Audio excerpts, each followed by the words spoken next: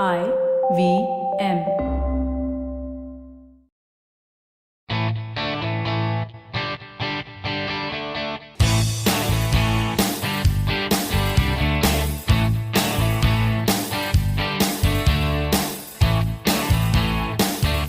Hello and welcome to a brand new episode of the Musafir Stories, India's very own travel podcast, where each week we share the journey of travelers in their own words and relive their experiences with you, our listeners.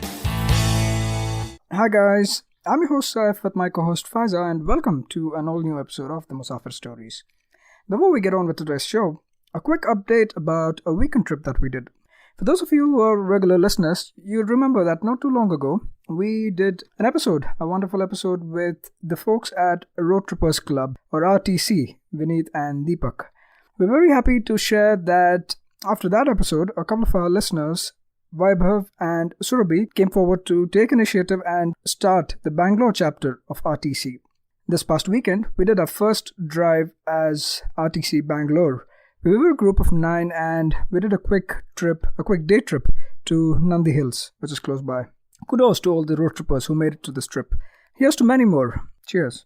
If you haven't heard to the RTC episode yet, it's a good time now. You could do so by checking out the link to the podcast, which is in the show notes section. Also, all the contact details to RTC are mentioned alongside in the show notes section.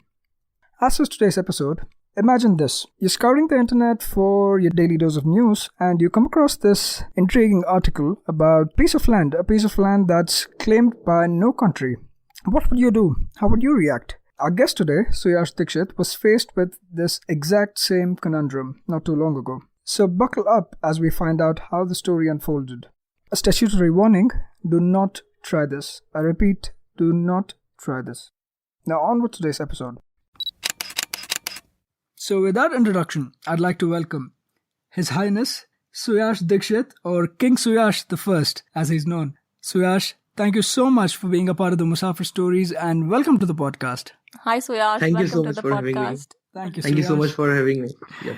The pleasure is all ours, and Yes. this episode is very, very special and in a real sense because we have like a Maharaja or Your Highness or Jahanpana. I don't know how I should address you, but we really have like royalty on the podcast for the first time. So thank you for being a part of the Musafir Stories, Suyash. We would love to know a little about Suyash Dixit before we go ahead and hear the story about the Kingdom of Dixit and how you became Suyash the First. Please let us know about Suyash Dixit. So I'm like a very common young man from a city called as Indore. It's in the Madhya Pradesh. I am basically a businessman by profession. I have got my own company to run. I'm the CEO of the company. Wow, okay. So the company's name is Software and we are located out of Indore, US and UK, and we are a team of 40 right now. So during the daytime, during the weekdays, I am more of like a businessman, and for the weekend, I'm more of like a photographer who love to travel to the places and click pictures, and I just love doing the adventures. Lovely. And the last statement, I just love doing adventures. I think we'll have to delve into that a little bit more because now we found out about who Suyash Dixit is, but we're all eagerly waiting to find out how the Kingdom of Dixit and how King Suyash the First came into being. So tell us more about King Suyash the First now. So basically, this story goes way back to like, I guess 2012 or 2013. And I was reading about this place. This place is called as Bir Tawil. It is basically a piece of land that belongs to no country out there. Strangely, in this world, there is a place that belongs to no country. So, I just read about it and then I forgot about it. But when last year in November, when I was invited as a speaker to speak on artificial intelligence in one of the Google conference in Egypt, Okay. I was in India, and as usual, I was just looking at the places I can visit after my conference. And I was like, hey, this is the place that I read about. And I was like, whoa, if there's a very slight chances that this can be done, let's do this. So I went straight to my brother. I still remember that moment that I straight went to my brother and I asked him that, hey, there's a plan. Okay, there's this place that belongs to no country. And if we go there and if I host my flag, technically belongs to me. Perfect. So, at first he was like you're a crazy guy and things like that, but then he came back to me and was like, hey, let's actually do this. So we sat down for like 15-20 nights and we planned the entire thing. There is like no official route to go there, right? So we kind of like had to come up with everything from the scratch itself, like how we will do this, how I will do this and how I will execute this and what are our emergency plans and things like that, because that particular area is like under the impression of military and terrorism both. Right. So there was a lot of risk involved as well. And when I came back, before coming back, I posted it online on the Facebook. And when I came back, it was all over the internet. I know. So, yeah, before we get into details, we'll ask you more questions about this, Suyash. But just as a little bit of a background to our listeners, so Suyash basically went to no man's land. This is a little bit of a territory. It's a small territory between Egypt and Sudan that's not claimed by the countries or anybody in the world. And he basically just hoisted his flag there and claimed to be the king of that place and ruler of that kingdom. The kingdom he called the Kingdom of Dixit, and he declared himself as the ruler of that place, Suyash First. So that's the background, and that's what we'll be talking more about today. And we're really excited because this is a first of a kind for us and for anybody for that matter. I guess it's once in a lifetime, or it's probably not for everybody even. It's probably only a handful of them who have gone ahead and done this. Let's get on with the details now. You said this started way back in 2012 when you started planning this process. But like, what was going on in your mind in 2012 when you thought about this? Like, even I have free time on hand. Even I look up places to visit whenever I visit a country or a city. How did the idea of Bir Tawil and this not being owned by anybody, how did you find out about this? So I am just like a yet another curious kid. I love to read stuff on the internet. So daily I spend at least 1 hour reading the things on internet.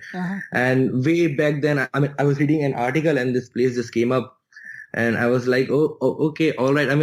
It struck in my mind that that there's a strange place like this still exists that belongs to no country.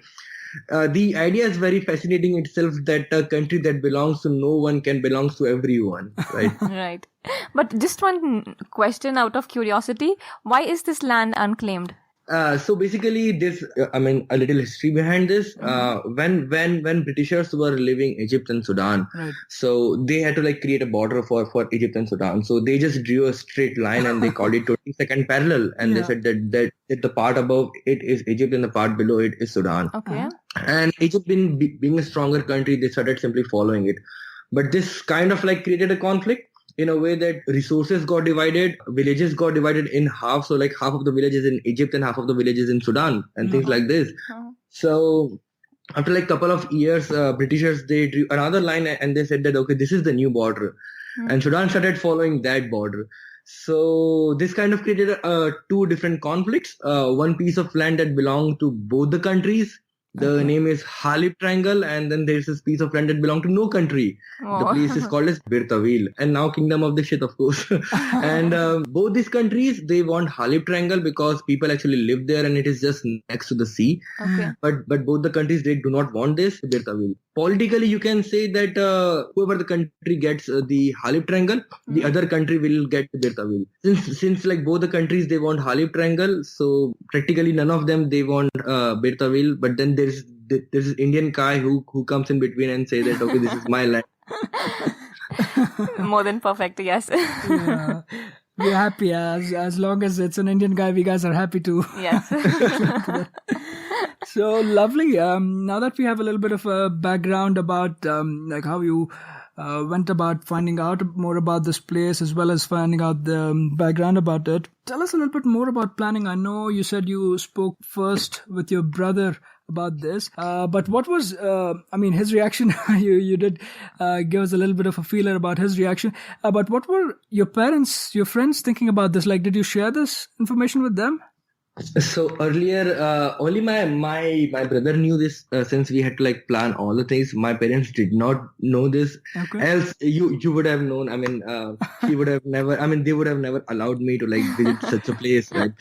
So when I came back, I told them, right. We had to like get in touch with some of the local friends from Egypt to get more details about the route, to like get more and more contacts, like the local contacts. So some of the Egyptian local friends they did know about the planning, but no one else. Okay. Yeah. So tell us a little bit more. I think that gives us a good segue as well. Give us a little bit more about what went into the planning, because it's not as simple as with any other trip or itinerary you plan, right? It's not like you just book your flight tickets and hotel, then you just fly in there. It's not as simple as that. What was the background work, even before we get into your journey? What was some of the groundwork you had to do before you got there? So the very first thing was the insurance itself, right?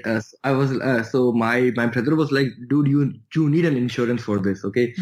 And I was like, all right, but what are we gonna fill in the insurance form? Like, what is the place that I'm actually visiting? So we just wrote like we need an insurance for Egypt. That is it's like the very first thing. The second thing is the route itself. So there are like multiple ways to visit that place. One is from Sudan. I mean, the way to go from Sudan is way easier than to go from Egypt itself. Okay. Because Egypt have like a huge military impact surrounding that area, and it is very, very hard to get military permission to go to that place. So, and I was not able to get that as well. So we had to get in touch with a lot of local people, and we approached a lot of local friends, and they approached local cops, and the people from Adaba tribe. They particularly have influence on that area. So we got in touch with them. We had to throw in some money as well. And then was to get the taxi drivers. It was very hard to find a taxi driver who can agree to go on such an adventure. So we had to post like a couple of taxi drivers. But by the end of the time, we had 3 of them. The entire route was planned. Only the last taxi driver knew, that I had to do something like this. Okay. So we kept it very secret because the military cannot know this. And yep, that's how it goes. So who agreed to? Also, there's a very funny story behind one of the things as well. The flag that we printed, I don't know if anyone noticed this, but the flag is only printed one side, because we never knew that we are gonna get so much overwhelming response from the people at the point. So I still remember my brother calling me from the shop, and he said me that, hey, do you want the flag to be printed on both the sides? It is costing $200 more. And I was like, leave it, just leave it. And anyways, we are doing this for just 200 likes on Facebook, so only one side is good enough. Wow.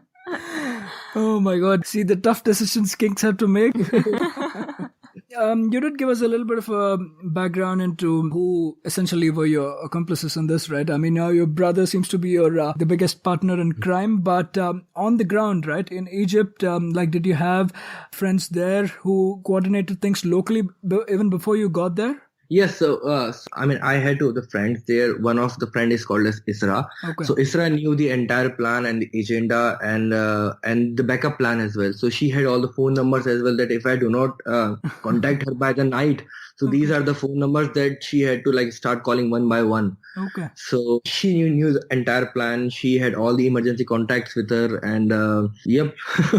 Yeah, that's crazy. And tell us a little bit about the route, Suyash. So where did you head off from? You started off from Indore? Yeah, so basically I took a flight from Indore to the capital city, Cairo. I completed my conference in Cairo. Okay. Then I took the flight from Cairo to the southmost point of Egypt. The name is called as Abu Simbal. Abu Simbal is like one of the very famous places in Egypt again. Okay. And coincidentally, there's one more story behind this. I mean, I was the only person in the entire flight. So it was like, again, like a kind of an adventure for me.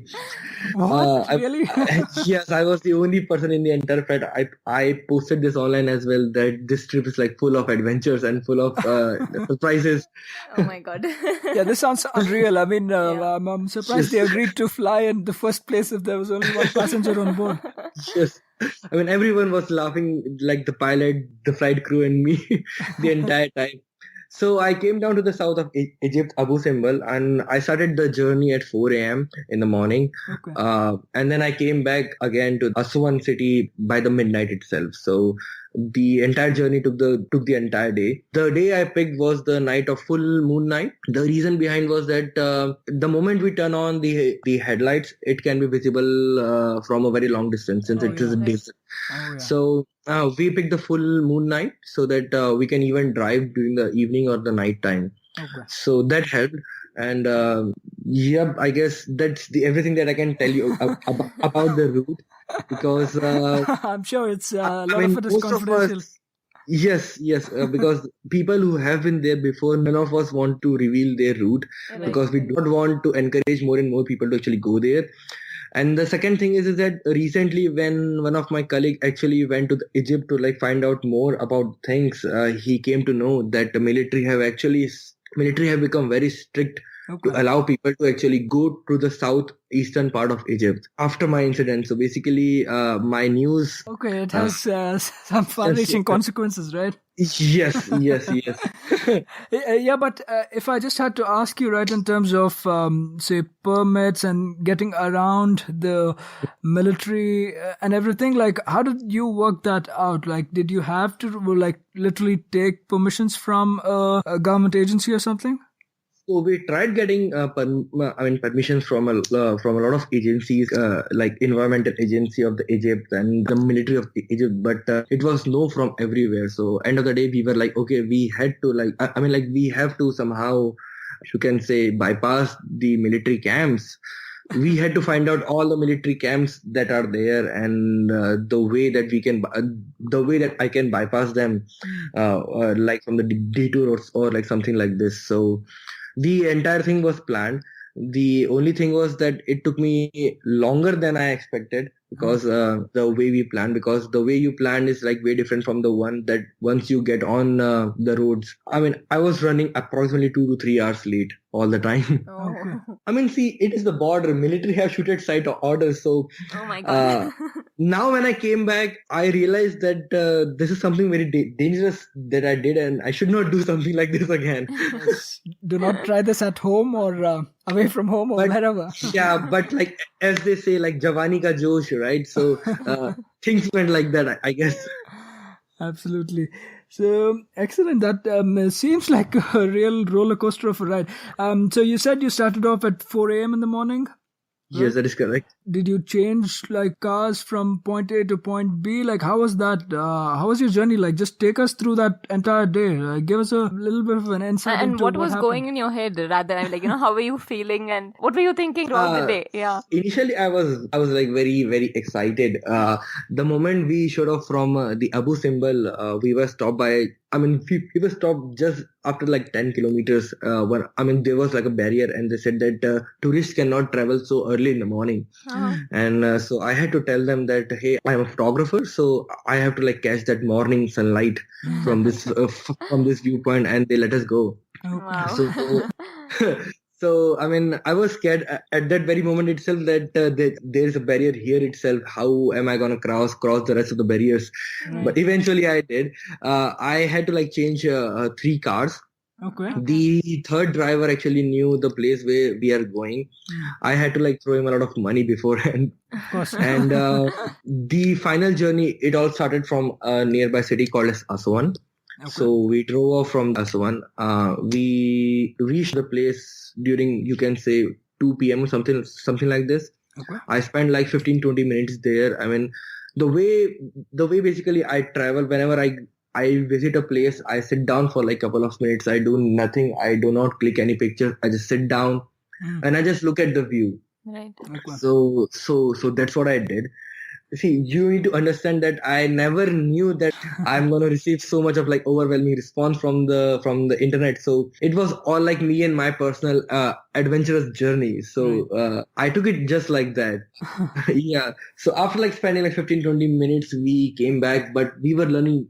We were running 2 to 3 hours late. So we were back into the network by approximately 8 or 8:30 p.m. So I had to text back to Isra that I am safe and sound and things are going according to the plan. And then roughly how long of a journey was this from Abu Simbal to, say, the Kingdom of Dixit and back? Like how long of a journey is this? So we started at 4 a.m. and I guess I was back by 11:30 or like quarter to 12 in the midnight. Okay. So it was like a pretty long journey. Right. But almost 24 best hours. thing, And almost 24. In terms of kilometers, like how many kilometers are we talking about?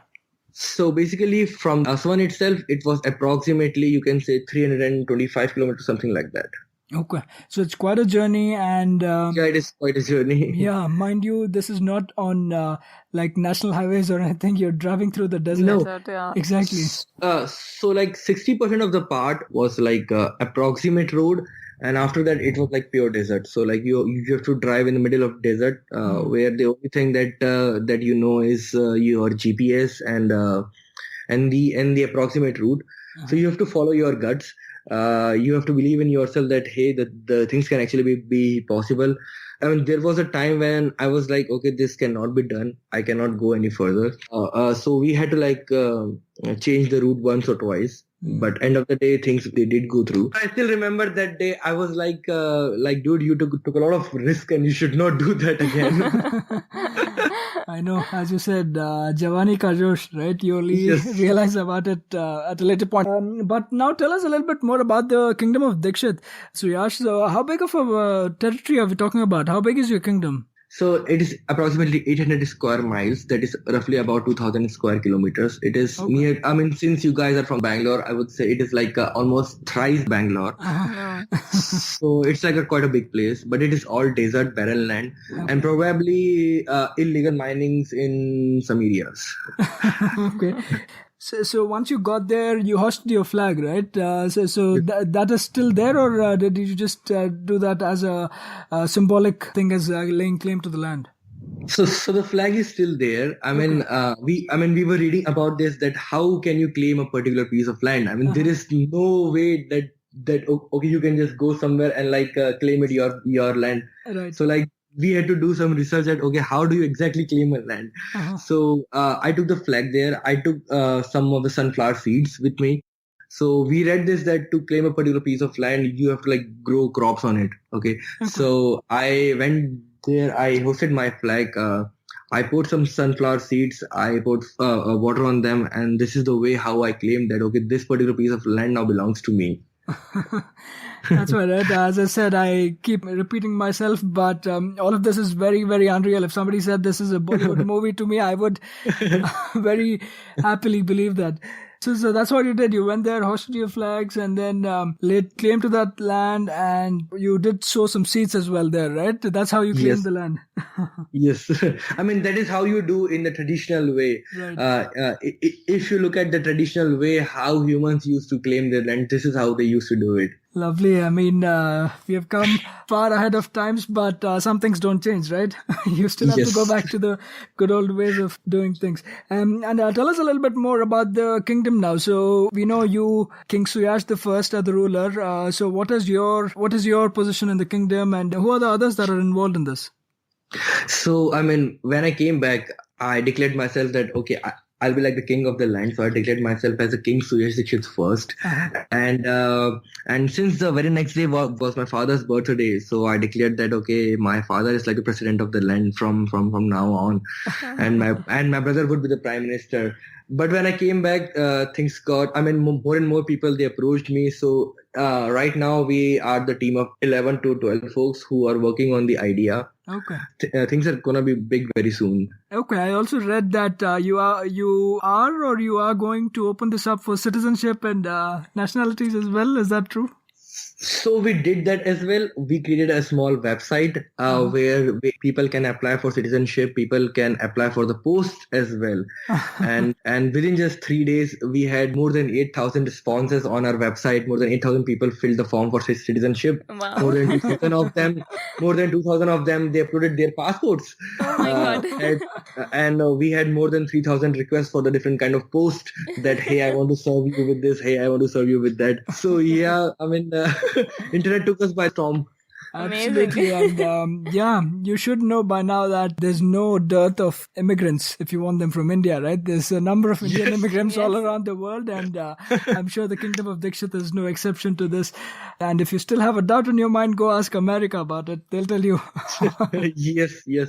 I mean, the way I posted is basically I posted the entire thing on Facebook just 3 hours before my flight to India, because I was pretty scared that things should not go wrong for my driver, because my driver is Egyptian citizen. Right. So things can go wrong with him. I mean, military can actually capture him and ask him the question that you cannot do things like this. So even till now, I haven't revealed who exactly was the driver, because it's for his own safety. Right. And the reason why I posted it just 3 hours before my flight, because once I'm on my flight to India, I mean, I am pretty safe in my country, right?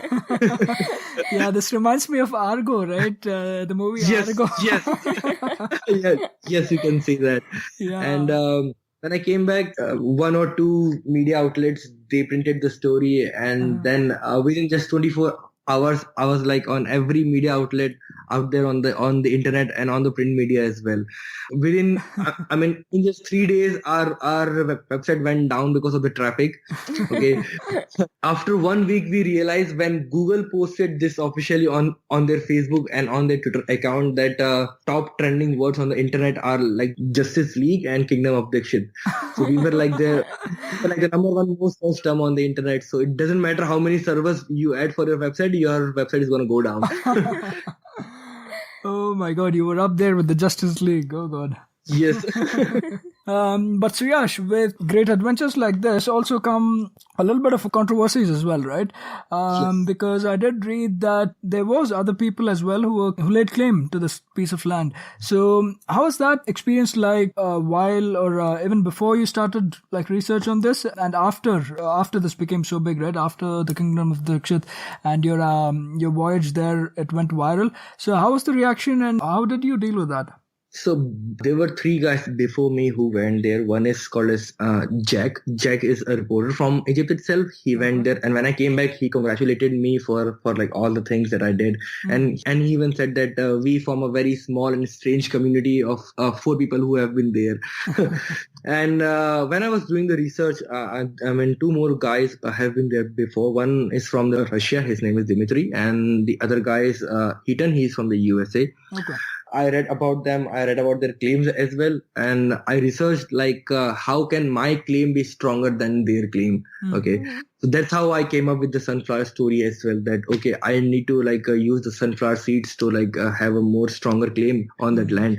And since none of us actually revealed their route, so initially Heaton was you did not actually visit that place. But later that night when I had a Skype conversation with Heaton, I told him the entire route, and he was like, yes, that is the route, that is the actual route. And then we were okay, let's merge our efforts to do this. So basically, I mean, after 2 weeks, I'm actually visiting Heaton's place in the US itself. Oh, lovely. And, yes, and we are gonna have this meeting, the things that how we can take things forward, and how we can join our efforts to actually do something about that land.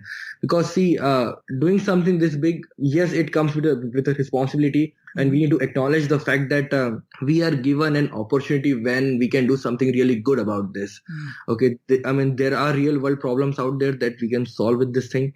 So we have to merge our efforts. So we both agree to this particular fact, and that is the reason why I am visiting Heaton very soon, and we will be discussing about the fact how we can merge our efforts and how we can collaborate on multiple things, and how we can take things forward. Lovely. And as you very aptly put it, with great powers come great responsibilities, right? So Yes. it is, I think, very correct of you and Mr. Heaton to get together and work on this jointly, because if each one of you is pursuing it on your own, you're probably getting into each other's path, and probably nothing productive is ever going to happen. But I do completely acknowledge that it's a really big challenge and a really big issue at hand, but at least if you are going at this together, there's a good chance, a better chance of something productive coming out of it.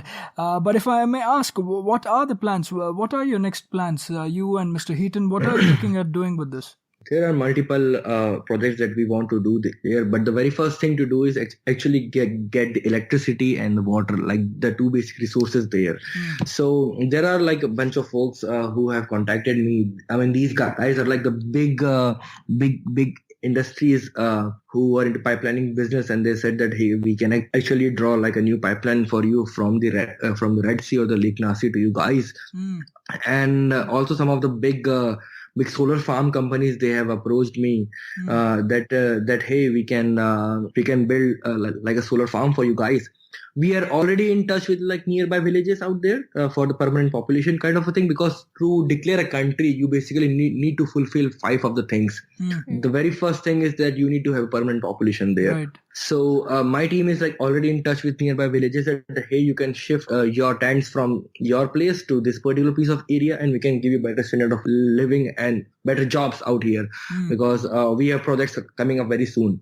Okay, interesting. The very first thing that I want to do personally is that I want to open up like a small server farm there. Imagine the servers on which your data resides, and it is under no surveillance from any government out there. So it will be like a totally secure and surveillance free server. So this is like the very first initial project that what we are planning. But anything big like this, it requires protection as well. So we are approaching Egyptian government to actually support us with this idea, and to actually provide us some sort of like military aid or something like this to protect that piece of land for us. Again, things like this, they take a lot of time. Absolutely. But we have to take steps, right? Yeah. There's only so much you can do, and you can do it step by step in small steps. I think it's no joke to just set up a country or create a country, right? It does take a lot of undertaking, and see, I would have to say that this all started with like a small personal story, and probably like more of like a funny story. Right. The things have changed completely. The things are moving pretty seriously on a very serious way, and yes, I mean, the things can be completely different from what we are imagining it today. I mean, I have to look after my personal business as well.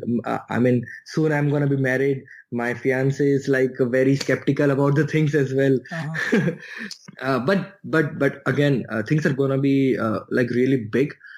They can be completely different from what we're imagining it today, but it is going to be spectacular, I would say. Indeed, we wish you all the best, Suyash. As I've said before as well, these things do take time, and hopefully they work out for the best, and they work out according to what you have planned, and may you achieve those plans. As they say, may the force be with you, right? Thank you so much. Thank you so much. So I think we have covered most of the things we wanted to cover with you, and thank you for patiently taking us through this roller coaster of a journey, I should say. And as you put it very correctly, that it probably started off like a little adventure, a little personal feat that you wanted to achieve, but it has over the time and due to circumstances gained momentum, and hopefully it will turn out into something big. So we wish you all the luck for all the upcoming endeavors. So on that note, Your Highness or Jahapana or Maharaj, as you like to be addressed, we thank you so much for taking us through this wonderful journey and gracing our podcast, bestowing your presence in this podcast. As I said, it's the first time we have royalty on the podcast, so we can go around boasting about it now. But of course, those of you who are listening, do not try this at home, and it's not easy. Javani ka Josh is what Suyash went with, but you guys take it easy, okay? Thank you again so much for having me on this outstanding podcast. Thank you so much, Suyash. Thank you so much. That was yet another great episode of the Musafir Stories. If you guys like the show, please subscribe to us on iTunes or Apple Podcasts, Audioboom, Savan, Pocket Casts, Castbox, Stitcher, or any other podcasting app available on iOS or Android. Please do leave us a review on iTunes. It goes a long way in the show's discoverability. You can also follow us on Facebook, Twitter, or Instagram. We go by the handle The Musafir Stories. Or, if it suits you, you could email us at themusafirstories@gmail.com or visit our website at www.themusafirstories.com for more information. All of these links will be made available in the show notes section of each episode. So here's to more traveling, sharing, and inspiring. Stay tuned for our next episode. Until then, happy travels and goodbye.